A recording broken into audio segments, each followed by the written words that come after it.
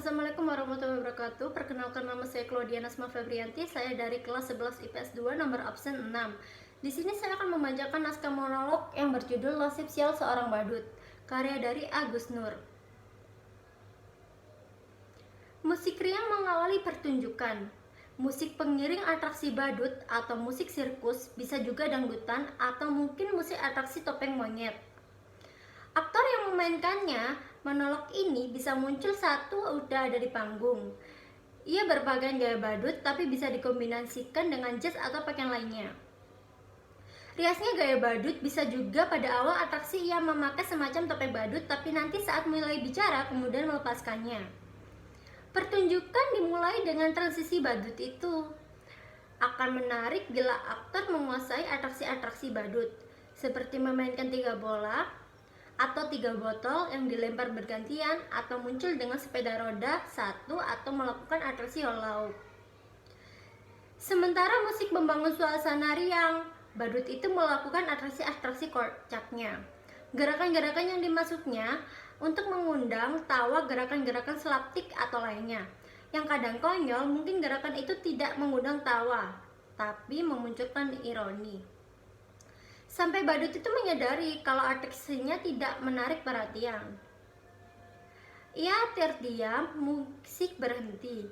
Wajah badut itu makin terlihat kusut. Kata badut, tak ada yang lebih sial dari seorang yang ingin melucu, tapi sama sekali tak lucu. Jangankan orang lain tertawa, saya sendiri tak tertawa oleh lelucon saya.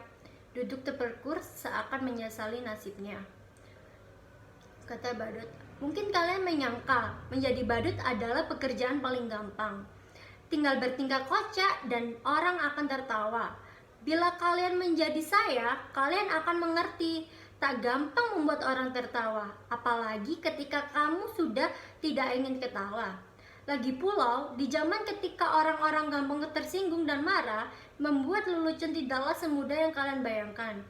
Bisa-bisa karena lelucon kamu bisa dipidanakan, dianggap menghina dan mencemarkan nama baik. Kawan baik saya seorang pelawak, dipenjara hanya karena membawakan lelucon yang kemudian dianggap menghina. Dia bercerita tentang seorang yang mengumandangkan azan subuh. Tentu saja itu membuat gempar seluruh kampung. Orang-orang langsung berbondong-bondong mendatangi orang itu, berteriak-teriak menghujatnya, bahkan ada yang ingin membunuhnya. Dasar kafir, turun kamu!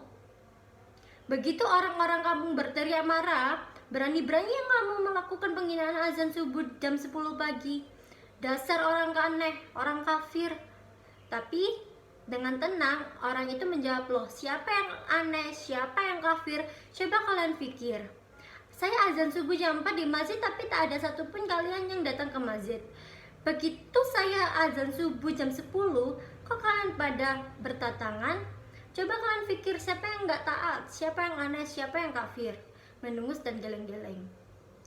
Kata badut, orang kok gampang mengkafir-kafirkan orang hanya karena berbeda menjadi bermusuhan. Sekarang orang sepertinya senang bertengkar. Atau Descartes bilang, aku berpikir maka aku ada. Orang sekarang seperti bilang, aku bertengkar maka aku ada. Pertengkaran menjadi komedi, terjual, dibelikan, bahkan seringkali bisa membenaran atas nama keyakinan ayat-ayat digunakan untuk kepentingan kekuasaan. Makanya sekarang ini susah membuat orang tertawa. Saya menjadi badut meneruskan ayah saya. Dulu ayah saya juga seorang badut. Karena bapak saya badut, saya pun jadi badut. Sekarang kan sedang ngetren anak meneruskan orang tuanya kalau bapaknya jadi presiden. Ya anaknya pengen jadi presiden, enggak ding, anaknya malah jadi nyalon gubernur. Bahkan ada yang nyalon jadi wali kota. Sudah jangan ngomong ngelantur, nanti saya malah ditangkap. Dulu kata bapak saya, jadi badut itu lumayan enak, penghasilannya lumayan. Bapak saya sering diundang, karena orang-orang itu butuh hiburan. Badut dan pelawak dianggap masih lucu. Lah kalau sekarang pelawak aja kalau lucu sama politikus. Terdiam sesaat. Musik membangun suasana. Badut itu mendadak terhenyak, menatap ke satu arah. Seakan ada yang mendadak muncul. Badut itu merapikan diri agak gugup lalu mendekati. Kata badut, menyapa seakan ada orang di hadapannya. Haduh, aku nggak nyangka kamu akan datang. Silakan, maaf berantakan. membereskan tempatnya, menyodorkan kursi panjang, kursi yang biasa ada di warung. Duduklah, mau minum apa? Atau mau makan apa? Ia mencari-cari makanan di antara barangnya yang berantakan, tapi tak menemukan makanan apapun. Kamu haus nggak? Nggak lapar? Syukurlah, kebetulan saya tak punya apa-apa, tapi bisa pesen GoFood kok. Tapi kamu yang bayar ya. Lalu bicara kepada penonton, kata badut. Yang datang pacar saya. Loh, jangan tersenyum ngejek begitu. Badut kayak saya juga manusia, bisa falling in love dan punya pacar. Lihat itu, cantik nggak pacar saya? Namanya Raisa, lengkapnya Raisa Bayar. Lalu kembali mendekati ke arah di mana seakan duduk pacarnya, kata badut. Terima kasih kamu mau menemani saya kira kamu sudah melupakan saya. Terima kasih kamu terus ingat saya, kamu pasti kangen ya. Saya juga rindu, itu berat, kamu nggak akan kuat, biar aku saja. Bergaya-gaya malu-malu, duduk di kursi panjang, seakan pacarnya ada di sampingnya, dan sambil bicara pelan-pelan bergeser mendekati pacar itu. Kata badut, aku kira kamu sudah gak mau sama saya. Duduk bergeser mendekati pacarnya, katanya kamu punya pacar baru. Pelan bergeser mendekat, lebih tampan, lebih kaya. Tapi percayalah, I love you, I miss you. Boleh aku peluk kamu? Boleh aku cium kamu? Dengan gaya malu-malu ia terus mendekati pacarnya, hingga tanpa sadar ia sudah ada di ujung kursi panjang itu, dan akhirnya terjatuh tergelimping dari kursi. Ia menjadi tersadar, celingkukan, melihat sekeliling. Kata badut, Raisa, Raisa, tak ada siapa-siapa, tak ada yang datang. Badut itu langsung mengurung. Kata badut, ternyata hanya khayalan saya saja, nggak ada pacar. Saya badut jomblo, coba kalian bayangkan betapa sialnya saya sudah jadi badut jomblo pula, nasib saya benar-benar ambyar. Percayalah, jadi badut itu berat, kamu gak akan kuat, biar saya aja. Musik membangun suasana antara romantis dan sedih. Badut itu memandangi wajahnya di cermin, kemudian menangis terisak. Kadang di antara isak tangisannya itu terkekeh pedih. Sembari nahan isak tangisnya, pelan-pelan badut itu menggantikan pakaiannya, atau secara teknik ia membuka pakaiannya, dan di dalamnya ia sudah memakai pakaian yang lebih rapi. Kini badut itu sudah memakai pakaian yang lebih najis, seperti telah berubah menjadi seorang penting. Ia bergaya dengan pakaian barunya itu dengan gerakan yang tetap serupa badut. Badut, kenapa kalian menatap saya seperti itu? Apa ada yang aneh dari saya?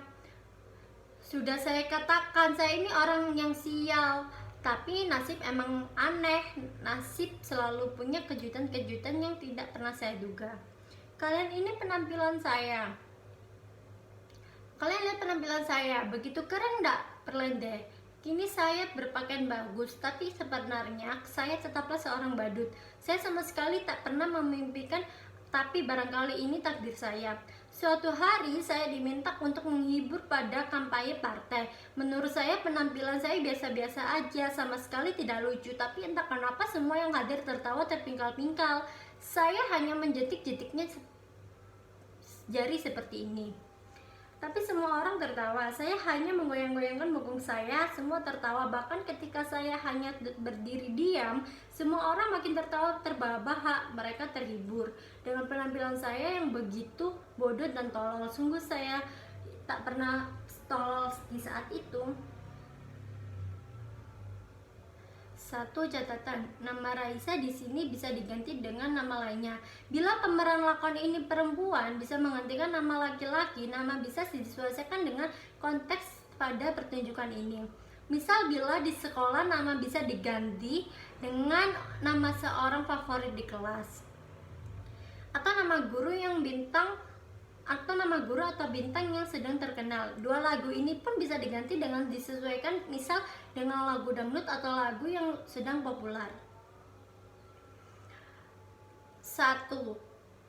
Lalu pimpinan partai itu mendatangi saya, menjabat saya, memuji-muji saya, katanya saya adalah sosok yang karismatik. Sayapnya bakat untuk disukai dengan orang, dan itulah kekuatan seorang pemimpin. Ia bilang pada saya, sekarang ini menjadi pemimpin tak perlu cerdas atau pintas. Yang penting disukai banyak orang. Demokrasi membuat seorang menjadi pemimpin bukan lantaran kecerdasan, tapi karena kemampuan disukai banyak orang. Semakin banyak orang menyukaimu, memujamu, maka kamu akan menjadi pemimpin. Pendukungmu akan memujamu habis-habisan. Tak peduli kamu salah atau benar, yang penting kamu tetap disukai banyak orang. Kamu boleh bohong atau ngibul sesukamu, yang penting orang tetap percaya kamu dan menyukaimu. Kamu punya bakat besar seperti itu. Orang mengetahuimu, tapi sesungguhnya mereka menyukaimu. Orang seperti kamulah yang dibutuhkan partai. Saya kemudian mereka dandani seperti necis seperti ini, didaftarkan ikut pilkada, padahal saya nggak tahu apa itu pilkada. Saya nggak tahu beda pilkada dan pilkabe. Tapi ada yang bilang pilkabe itu nggak boleh coba-coba buat anak, kalau pilkada boleh coba-coba buat anak. Makanya banyak anak, banyak pejabat, dan pemimpin yang coba-coba ikut pilkada. Saya benar-benar nggak tahu mengapa mereka menyuruh saya ikut pilkada, padahal ijazah pun saya tak punya. Mereka bilang, tenang aja, ijazah bisa dipalsukan. Jangankan ijazah, kebenaran pun bisa dipalsukan. Dan betapa sialnya saya menang pilkada. Barangkali zaman memang sudah gila. Mereka memilih saya karena dianggap bisa menghibur mereka. Saya dianggap orang paling lucu yang bisa membuat hidup mereka bahagia. Ketika saya menjadi badut, saya tak pernah berhasil membuat orang tertawa. Tapi ketika jadi pemimpin, berkali-kali saya membuat orang tertawa. Itulah kenapa saya bilang betapa sialnya hidup saya. Tiba-tiba terdengar teriakan orang bersorak-sorai, penuh pemujaan. Mereka berteriak mengeluhkan hidup. Hidup pemimpin kita, hidup pemimpin kita, panjang umur pemimpin kita, hidup pemimpin kita, hidup pemimpin kita. Teriakan-teriakan itu terus bergema makin keras dan antusias. Badut itu berdiri di atas meja memandang sekeliling. Badut melihat jutaan manusia-manusia yang mengeluhkan. Badut, betapa siapnya hidup saya. Dulu menjadi badut, menjadi pemimpin pun tetap jadi badut. Badut yang bisa mereka atur, badut yang mereka terhibur. Sungguh saya memang badut yang sial.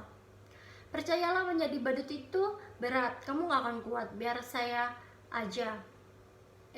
Biar pemimpin aja.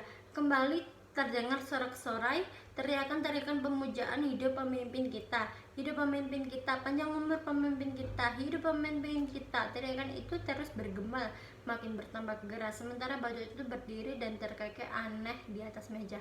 Cahaya perlahan padam. Selesai.